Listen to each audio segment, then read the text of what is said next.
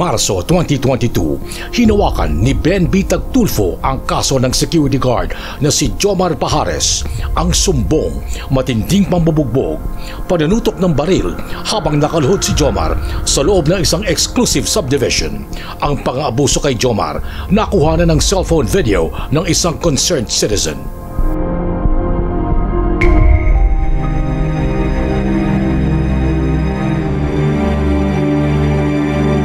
Nandito ako, inahanap ko pa rin yung kalinga ng atensyon ng anak ko eh. Siyempre, hindi ko pa rin maiiwasan na gusto ko yakapin yung anak ko eh. Pero wala akong magagawa kasi may problema ako. Kailangan ko tapusin yung problema na ito. Pilit kong nilalakasan yung loob ko para sa kanila. Para ilalaban ko yung kaso na ito.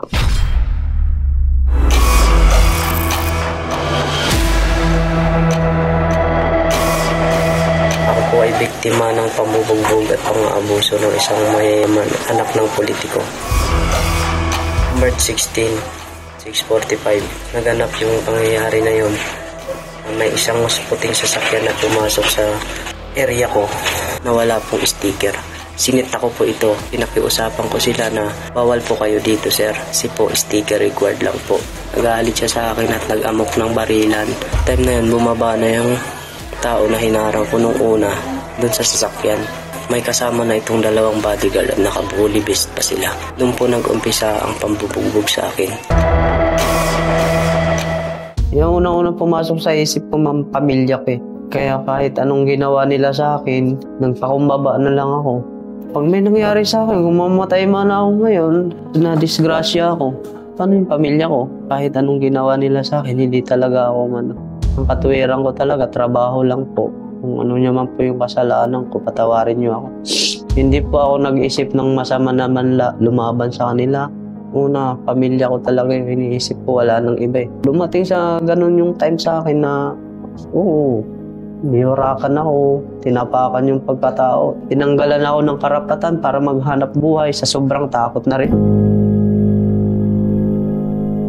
Anong ginawa sa'yo? Sinuntok ka? Sinuntok po ako sa dibdib po ng 2 beses po, sir, taka sa ulo po. Sino sumuntok sa'yo dito, Jomar? Yung po yung anak daw po siya ni Congressman, sir. Pinaluhod ka ba? In-advise po ng roving guard ko na ayusin nyo, pati po yung mga bodyguard na humingi ka na lang daw ng pasensya. Ayan po, nung humihingi po ng pasensya sa kanya, sabi po sa akin, sige, lumuhod ka. Anong nagtulak sa'yo na lumapit sa amin pagkatapos ipursige na tong sumbong na to? Lalo-lalo na narinig mo na si Ben Tulfo na ang hahawak. Sa pamilya ko rin po, yun po yung advice sa akin na ilapit na po sa Tulfo. Kaya po yung naging desisyon ko rin po para ma-actionan po agad. So tinatawagan natin ngayon si Congressman.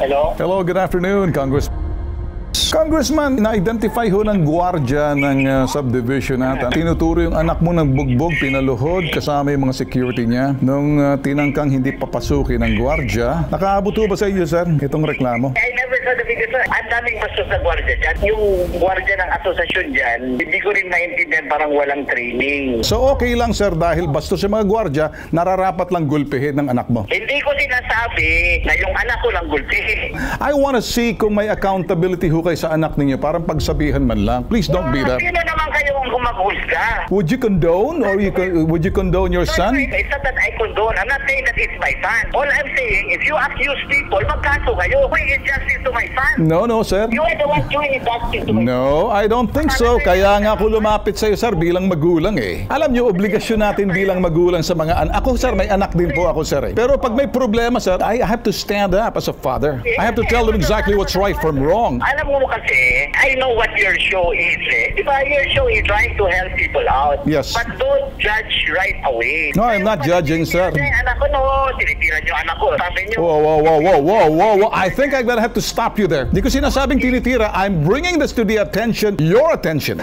Hey, whoa. I'm gonna terminate this conversation.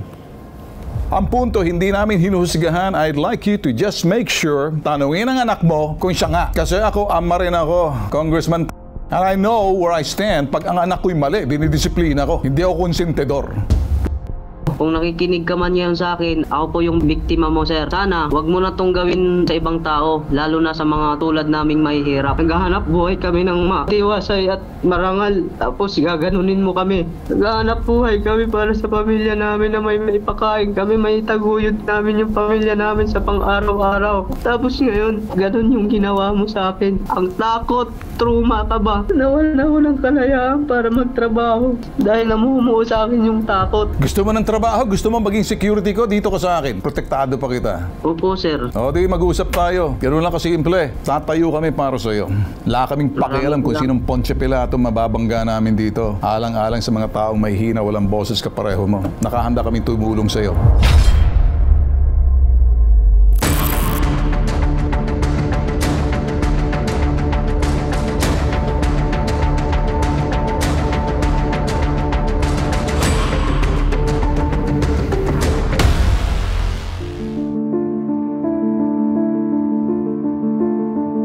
Binigyan ho namin siya ng kapanatagan ng kanyang kalooban. Itinago ho namin siya sa isang lugar. Binigyan namin ng seguridad. Binigyan namin ho ng mga bagay at pangangailangan niya, pati na rin sa pamilya niya. Awang-awa ho kami.